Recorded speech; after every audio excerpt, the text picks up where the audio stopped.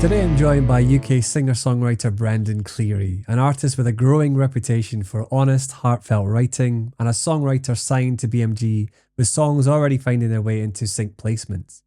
Brendan has built his craft through the years of performing, collaborating, and creating music that connects on a very human level. I'm excited to dig into the journey behind the work, the lessons that he's learned along the way, and what it really takes to build an artist's career in today's industry. Brendan, just introduce yourself.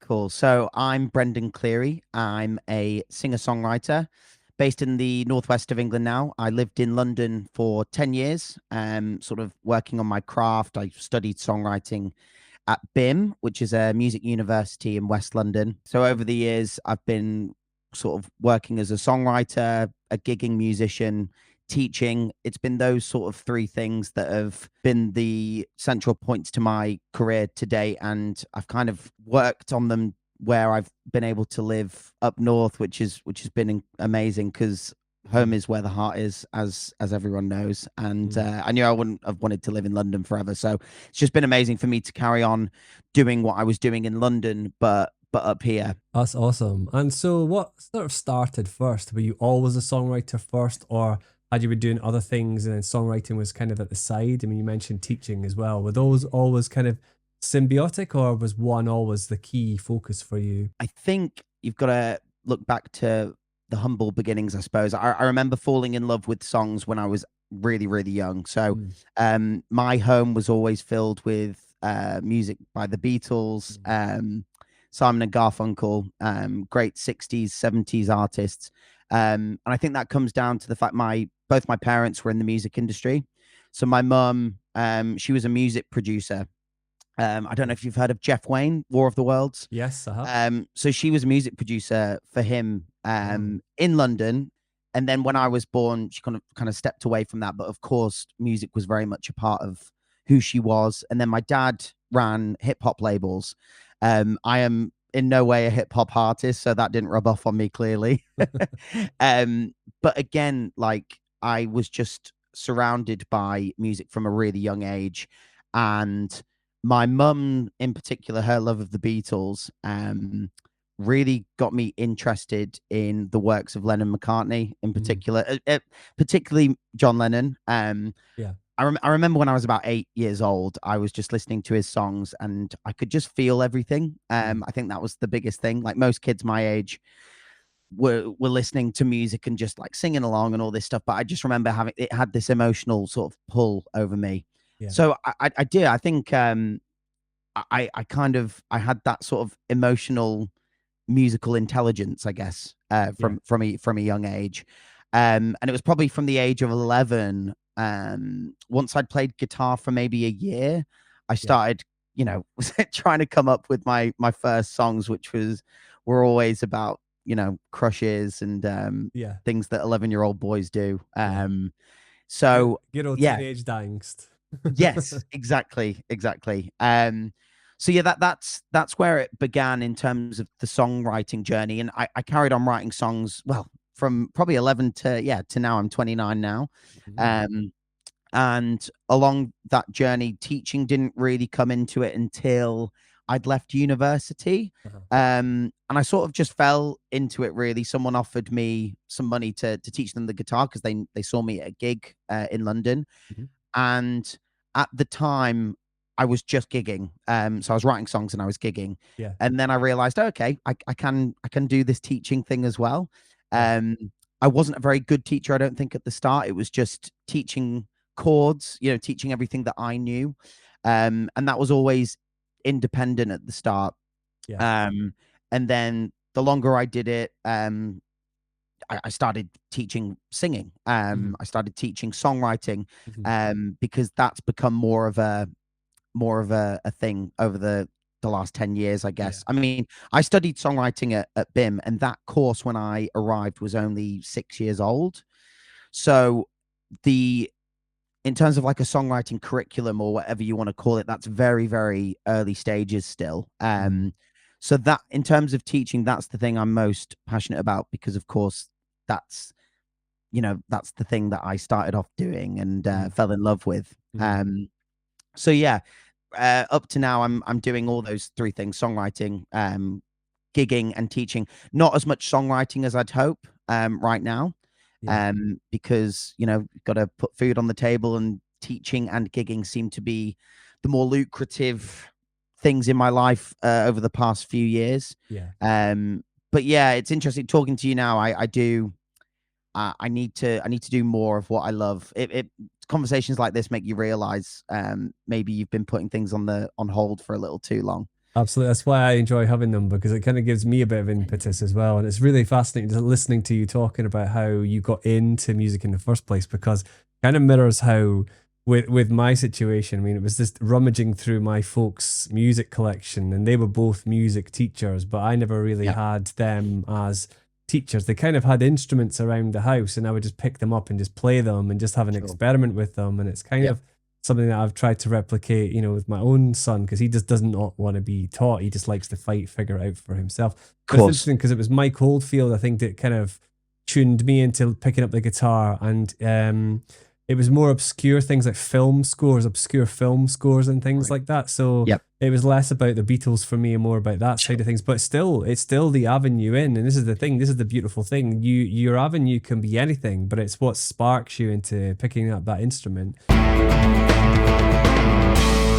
So when you sit down to write, then what tends to lead the way for you? Then would you say, do you start with an emotional impetus, or you come up with a melody, or you want to tell a story, or is it something else entirely? I think it's changed over the years. So when I was younger, I probably started taking songwriting seriously from the age of 14. And I guess I was lucky when I was younger. I don't get this so much now, but I would just get melodies come into my head. So basically, when I was a teenager, my mum and dad separated when I was really young. Right. And I would get the train down to London to visit my dad every fortnight. And I remember really clearly on these train journeys, I'd just be sitting and not doing anything, and I'd have these melodies come into my head. It was always melody. It was never lyric. So I'd get my phone at the time, and I'd record into my phone, and people were probably looking over at me in the carriage thinking, what's this kid doing? Just singing to himself. Like, I've not heard that song before. Yeah. So that was really interesting. So I'd start that way and then build from that.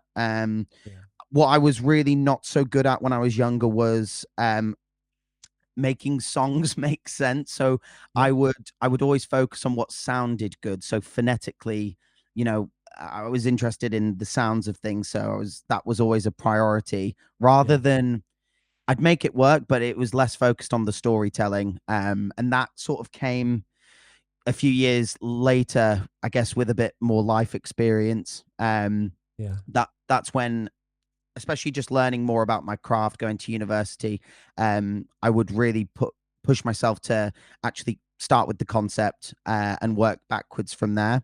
And I think that definitely made me a better songwriter. But I've written in so many different capacities. So when I was leaving university, I found myself writing a lot of dance records. So I don't know if your listeners would know what top lining is, but I would do a lot of top lining, which is basically where you receive a backing track. It can be a house record, it can be any genre of music, really, but the key is there's no vocal on it, so you just receive the backing track, and my job would be to come up with the melody and the lyrics and create a song over the top of it.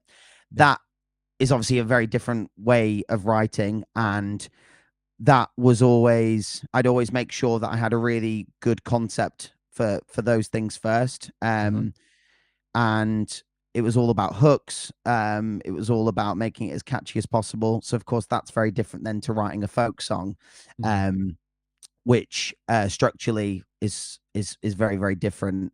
And also with the backing tracks, you'd often get a brief that would always help. So again, you're not relying on your own sort of inspiration there. You're literally being told, I want it to sound like this. I want the song to be about this. And you're following a brief, which isn't it's not quite as inspiring. Mhm. as just sitting down with an acoustic guitar and pouring your heart out, Yeah. which I do as well. Is that your preferred method, would you say then? What 100%, yeah. 100%. Yeah, Mhm. yeah, yeah. But the I think one thing that's never changed is when I write the acoustic stuff, I sit down with the guitar and I Mhm. often just see what comes out because I do find a lot of it is in your subconscious anyway. Mhm. So I'll be playing a chord progression and singing a melody, the first melody that comes to my head, and I'll always record and just see what comes out Mhm. because there'll often be something there, and then I can listen back and figure out what am I trying to say here? What am I doing? Mhm. Um, what I'm trying to say is there's a lot of different approaches, and I've Yeah. covered a lot of different approaches over the years. And do you find then those writing approaches you will then adapt depending on the situation? It's not like there is one single process that kind of changes over the years. Do you then have to adapt to those different situations as they're presented to you? 100%. Like Mhm. like I said, when you're given a brief, you go into sort of formula mode, and you can, I was getting to the point where I was writing songs in 20 minutes, which again, I Wow. know deep down where the song isn't, it doesn't make me feel much. But again, sometimes that's what you're asked for. And it's the emphasis is on hooks, catchy melody lines, Mhm. and again, very formulaic, which is why I do think songwriting can be taught in a formulaic way. The thing that I think is very difficult to teach is writing as an artist. That's something that you've just got to, that's through life experience and honing your craft over years, Yeah. and being a really good instrumentalist as well. Uh-huh. I think I went to university with a few singer-songwriters, and the Mhm. ones that really struggled were the ones that didn't play an instrument. Really um interesting. yeah, I think so, Yeah. because I'm not saying you can't be a songwriter if you don't know an instrument, but Mm. it's just a great tool, Yeah. being able to play the piano, guitar. It's like having a collaborator, if it's just Absolutely. you, it Yeah. 100%, because the guitar might say something to you, you play a chord and you're like, oh, it's taking me there. Mhm. um you're bouncing ideas off you in the instrument Mhm. effectively. Mhm. It's funny how you say melody first and lyrics second, because that's something which I particularly find is a weakness of mine is lyric writing. Okay. So sometimes that's kind of where it's been useful to collaborate with others who've got a much better command of the English language than I do. But then I've got an ability to then turn those words into something that's going to be a bit more. I mean, mine tend to be a little bit kind of grandiose in a sense that what that melody could be simple. Yeah, I'll Mm. add about 300 orchestral instruments under it, and it just gets ridiculous. Whereas I think there's something really inspiring about having the simplicity of communicating a really good melody with a really good guitar backing or piano backing, which is Yeah. performed by you yourself. The most organic thing you could ever do is to share that with others, and not expect to have like the big grandiose kind of production in the background. And But again, there's a time and a place for that 100%, though, mm, isn't there? absolutely. And that fascinates me because that's a world I don't know anything about really. See, it's funny. This is why I wanted to have a chat to you, because I don't feel like I know enough about the world that you're in. And you were saying that you get sent sort of commissions. Let's sort of go back a few steps. Who is it Sure. that sends you those, and how did you get into that realm? So I do still do a little bit. So basically, I signed a publishing deal to BMG, which is a Mhm. branch off Sony. And that was actually over the lockdown because Yeah, gigs had all stopped. yeah. So I was doing some online teaching. That was sort of my main source of income, but I had a lot more time, as we all did. So Mm. I really started to take the songwriting stuff seriously, and just wanted to find. I was always doing bits and pieces for in indie labels and things. Yeah. But my dream was always to be a songwriter. So Hmm. the obvious thing was, okay, try and find a way to land a publishing deal. Hmm. So that publishing deal came about because I was doing some top line writing at the Hmm. time, Hmm. for a few Dutch record labels. Oh. um so a few of the songs got picked up, sorry, by record labels like Protocol, which is Nicky Romero's record label. He had the big tune with Avicii like Yeah. 10, 15 years ago. It wasn't Levels, was it? I wish I wrote Levels. Yeah, so it was Nicky Romero had this label, and a few of my top lines with Dutch DJs got picked up and played across like Dutch radio stations and all that kind of stuff. And it was from there that a manager in Holland of one of these DJs got in touch with me and said, "Look, I think you're really good at this, and how would you feel about me putting you in touch with the Dutch BMG?" So it wasn't the BMG for the UK, which is funny because obviously I don't really go to Holland, but it just happened to be that I was writing a lot of stuff that was good for that market. Yeah. So I managed to, so I had a meeting with, and it was all over Zoom, of course, because it was the lockdown. And the head of A&R is called Errol, really nice guy from BMG. He was having a conversation like this. He said, "So like, what is it I've heard your dance stuff, but what else do you do?" And he was more interested in the folk stuff because they don't have much of that in Holland. I guess it was very heavily driven by dance music. Yeah. So I sent him a lot of my folk stuff, and he was really interested in that. Yeah. So he sent me a lot of briefs. So they basically would have the Dutch version of Love Island and things like this, which don't always require dance songs. They want, sometimes when you watch, I'm not that I assume you watch Love Island, Euan. No, I have. But sometimes one series. Yeah, one series is enough, I think. But you get those moments in the show where there's like a breakup's happened and you get this really sort of like sad music, where it's often a singer-songwriter. So they'd be sending me briefs like that. Unfortunately, I never landed. I never got one of the briefs. Right. But in terms of the sync stuff, that actually came from somewhere else. I was working with an Italian producer a few years before, and we released a record together. This would have been 7, 8 years ago. And he, with his contacts, and this has nothing to do with publishing or anything, publishers, sorry, he managed to get that on across Italian TV stations. So that was probably my only like successful sync. But I think again, I wouldn't say I'm like a successful songwriter, but there's been really cool and random things that have kind of happened to me in my career where if I didn't just say yes to an opportunity, they would not have happened. So like I said, one of the songs I wrote Take Me Back 8, 9 years ago, and it was on it was running on an advert in Italy, like the main station, Italia 1, for about 6 months. And it was just very validating. It was really cool. And I was only 19 at the time. So that was really, really cool. And it brought in a little bit of money, but the thing is, it's never been the thing that I've chased. I've always just wanted to have as many people hear my music as possible. So yeah, in terms of the sync stuff, that was probably my only thing that I did, and that came from just, again, networking, meeting a really great producer who had great contacts.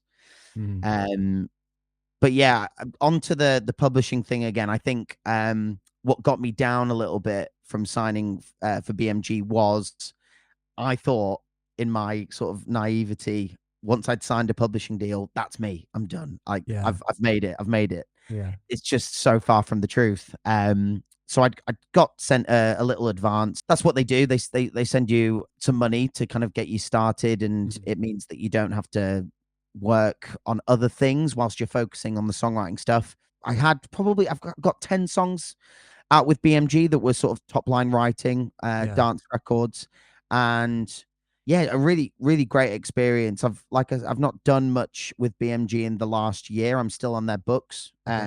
They send me briefs all the time that I answer, I send back. But again, just I've not seen like real money come in because I've not caught that big break, and that might never happen. That's what it's like being a songwriter.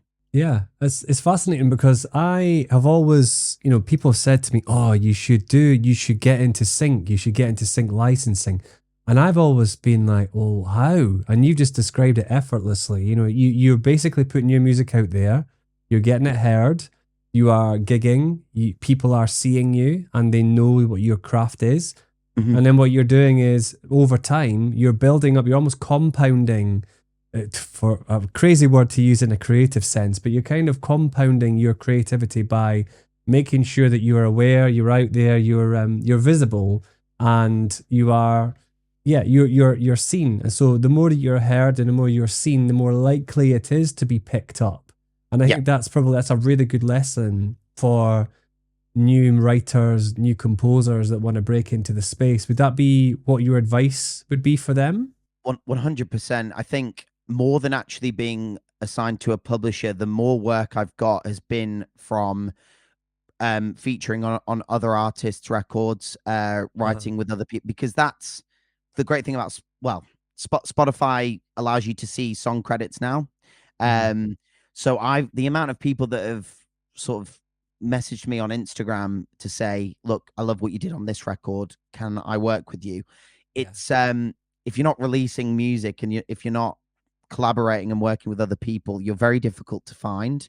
Um, that's been the best thing for me in terms of working with lots of different sort of up and coming artists, DJs, is just saying yes to the opportunity. Even if Yeah. there's been songs, trust me, where I've really not wanted to work on them because I just don't feel like they're me. Yeah. But I've done it anyway because um other opportunities come down the line. Hmm.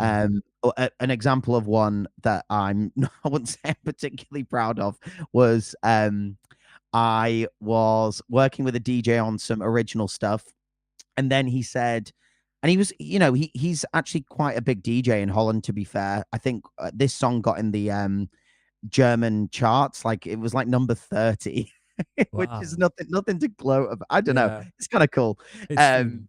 it's seen. Yeah. But the song unfortunately was not my own because he said, look, this was in 2021, and he said, there's a lot of DJs that are sort of redoing and putting their own spin on older songs. Hmm. And this song was Discovery Channel. Hmm. Not a Yeah. song that I would say I'm a big fan of. Hmm. So anyway, I did a version of it with his backing track, and it's got like 8 million streams. So Wow. although it's not my song, it's visibility. Like 8 million people have heard that, Yeah. and as a result of that, I've worked with other artists, Yeah. and other great people. Yeah. And yeah, that was that's the only song I've had that's charted. Uh, Unfortunately, it was a cover, but you got to start somewhere. This is the yeah, thing. You hundred know, percent, hundred even percent. Liam Howlett wrote for adult films and various other places. You know what I mean? And I think that's the thing. You got to get your music out there in whatever way you absolutely can. And I think that's fundamental, really. This is just a quick break in the podcast to say that there are links down below to find out more about all sorts of ways that you can get your music online, and also some courses that I've done to help you professionalize the process along the way as well. Don't forget to check out the links to the other Resonate podcast episodes, and thanks very much for listening. Let's get back to the interview.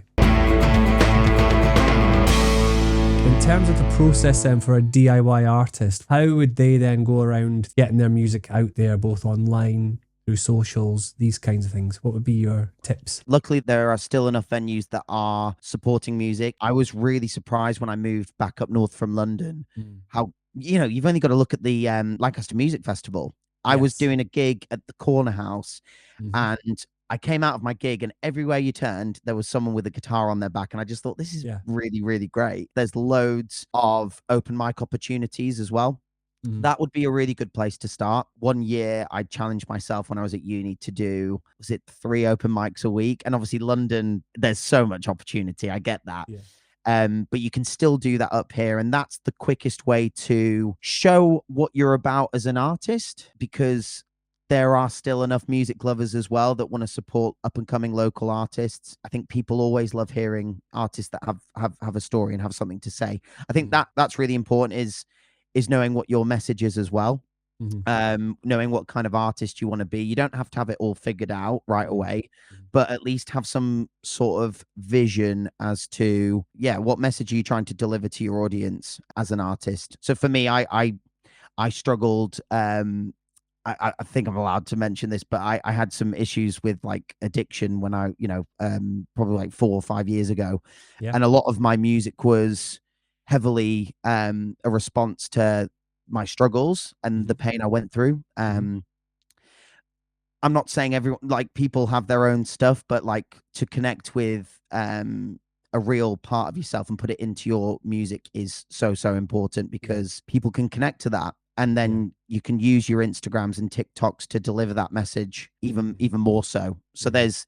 there's doing your local sort of music venues where you can deliver that message, but of course your wider reach could potentially be enormous, couldn't it? 100%. But Yeah. it takes a really strong message, I think. And bravery to be able to do it, Yeah. to be vulnerable and to put your music out there, and also to, for example, share what you're doing, sharing the process, and be vulnerable and authentic in that process. Sharing is absolutely vital. And I think that the more people that speak and share and communicate in whichever way, either through spoken word or songs or whatever, if more people that share those struggles and it's seen by more people, the more it's then normalized, and then people can then help one another. And I think that's the important thing. I mean, it's kind of leading very nicely on to the world in which has kind of been made a kind of glossy, um, sort of artificial way. We're talking a lot Yep. about the authenticity and realism, but obviously AI music tools have entered the scene. Hmm. You've got Suno song generators, you've also got Songster and others. You've Yep. got vocal models that allow you to change your vocal. I think there was a really great one used recently by Brett Domino on his recent Christmas short song. It was about a girl he'd overheard in a train. It basically said, I've got an electric fire. Will Santa Claus still be able to come down the chimney?" But he used a vocal changer on that to change what he sounded like into more of a kind of broad, rich, guttural American Nashville singer.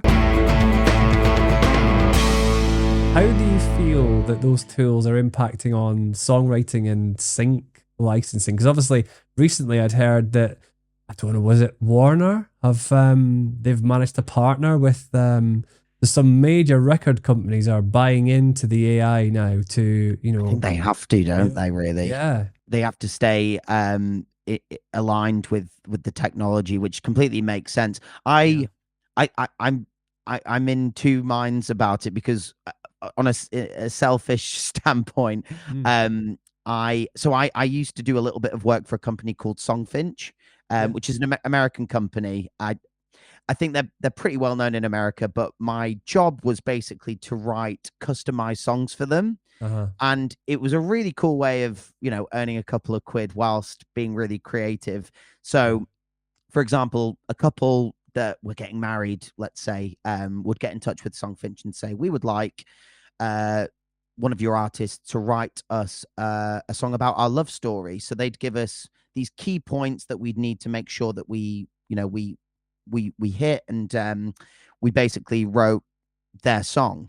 I've not had a brief come through from them for a couple of years now, and that is as a direct result of the rise in AI, because AI can do this, and it can do Right. it for pretty much free. Mm. So that's obviously a shame, because people are going to get a free product rather than a paid product, even if they Mhm. know it's coming from a artificial source. Mhm. Um, so I think another thing is, I just want to make sure that songwriters were being protected throughout this whole thing.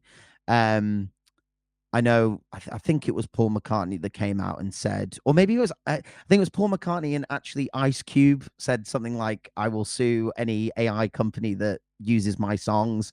Mhm. Um, but I think that's down to, the governing bodies and governments to make sure that there's things in place to protect songwriters and songwriters copyright. If Yeah. AI is going to use other songwriters' songs, then the songwriter needs to be paid for that, Mm. in whatever capacity that it's used. Mm. um I think it is also exciting, because it's obviously so new, and what it's capable of doing is obviously really exciting. It can be, and where I'm feeling hopeful is that I think it can be used as a creative, like a collaborator. Yes.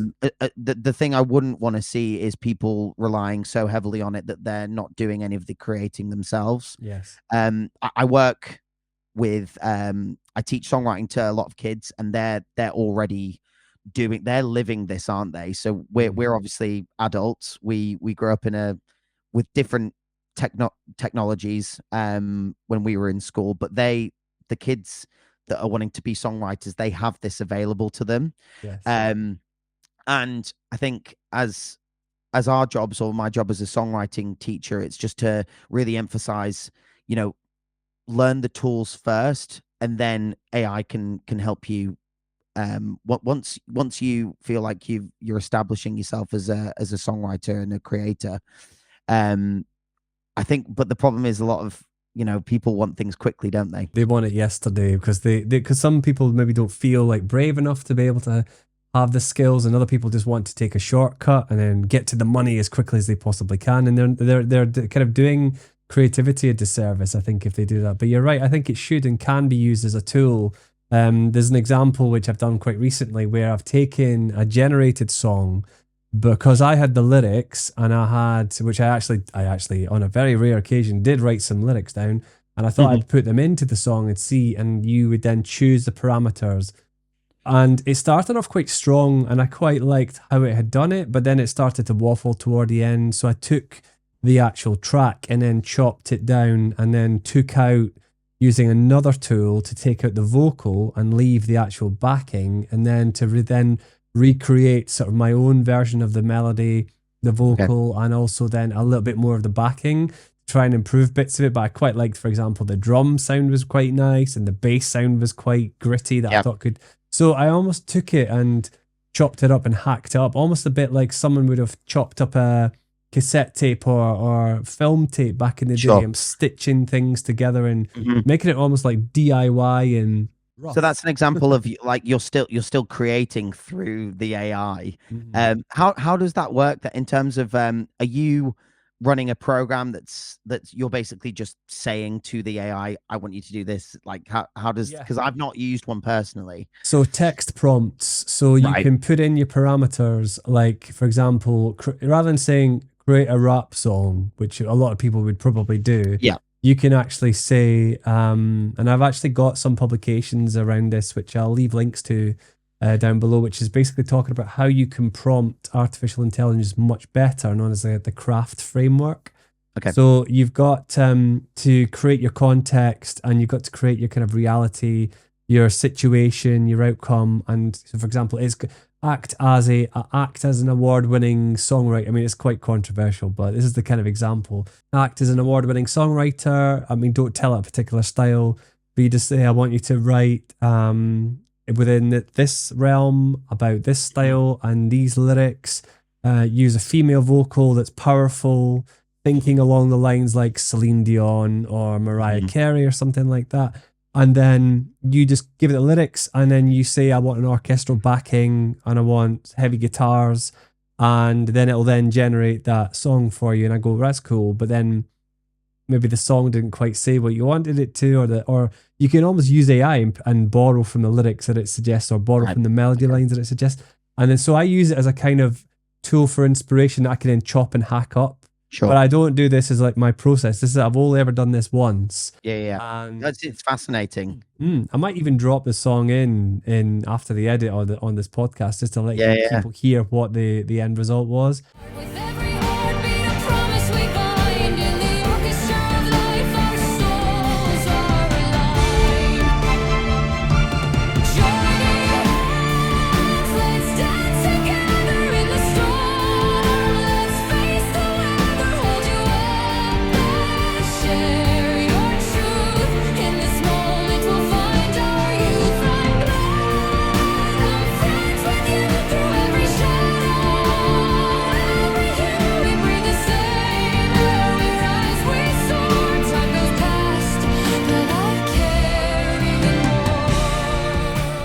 what I find fascinating is these companies are saying you can own all the copyright of this generated song. And I'm thinking, how is that even possible? Because it must have got this from somewhere. It can't Where that's what I mean. Where's, and also the voice, for example. Yes. Whose voice is that? Exactly. It's still a voice. Exactly. And they would have had inspiration from a powerful vocalist somewhere.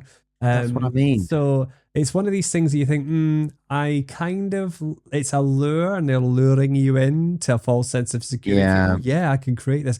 And unfortunately, there are examples of completely generated bands, completely generated songs, and they're right there on playlists. One day, are we going to see an AI band headline at the O2 Arena?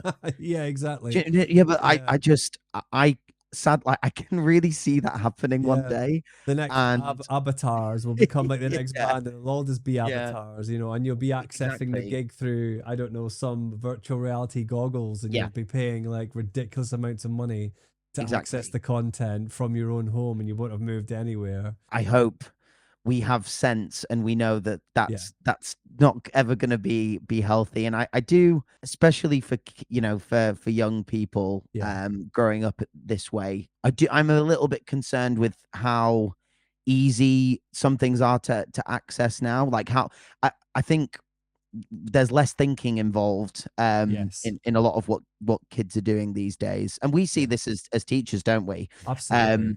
And I think it's our job as adults, teachers, parents, whatever, to challenge the kids and be like, you know, because sometimes when things are hard to do, of course it's a bit painful, isn't it? But we've all had to go through that, and that's the same with writing songs. Like, it's so painful when you know you're trying really hard, but the song sucks.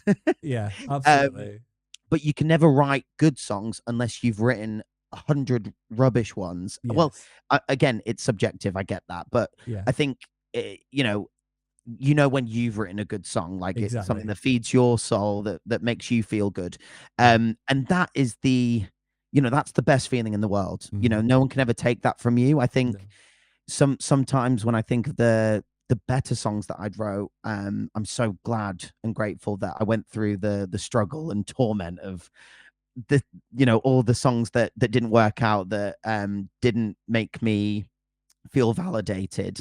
I guess I worry for kids that are going to bypass that and then not have, because for me there's no better feeling. It's you're achieving something and it's all you. And I want everyone to be able to have the opportunity to be able to have that. Yeah, absolutely. I think this is the thing. I think I do have a prediction. I think a future generation, it could even be current children growing up, who are kind of dabbling or becoming aware of what the AI world will lead to them. I think a lot of people will now crave real connection. And I do think over time, I think the use of social media, maybe in the next 30 years, will do a flip reverse as more and more people are wanting to get more involved in more retro tech. They're rediscovering vinyl, they're rediscovering cassette, they're rediscovering, even CDs to some degree, but they're looking for something tactile and real to reach out and grab and to hold and to not have to pay a subscription for, or,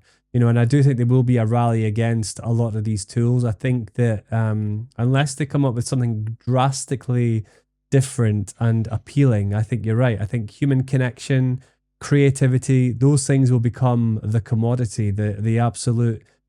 If you can write a song and it communicate what 1,000 or 10,000 or 100,000 people are feeling, then you've got that there. So absolutely no wonder record companies are tapping into this realm, because they're wanting to be ahead of the curve. And at the end, they realize and they recognize the value that real life gigs, especially in a post-pandemic world, has. And I think that AI can, as you say, can only do so much, and it 100%. It will never replace us. No, I really do believe that, unless something goes horribly wrong. yeah, true, exactly. All we need is one EMP just drop, and then the entire internet just becomes wiped overnight. You know what I mean? That could be a dystopian world, or maybe it could be the refresh that we absolutely need.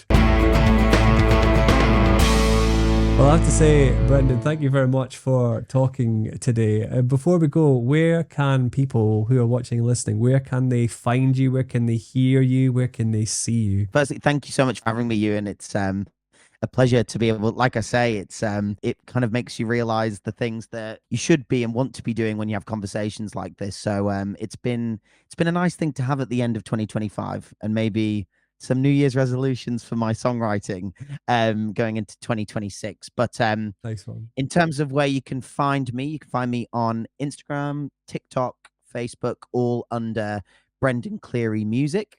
Excellent. There it is.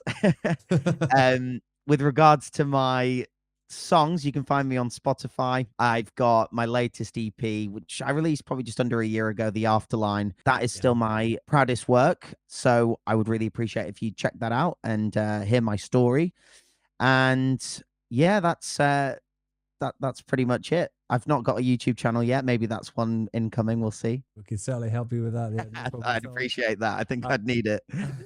I was gonna say I've heard the album on Spotify and it is good. In fact, I was saying to my wife because she was listening to it with me.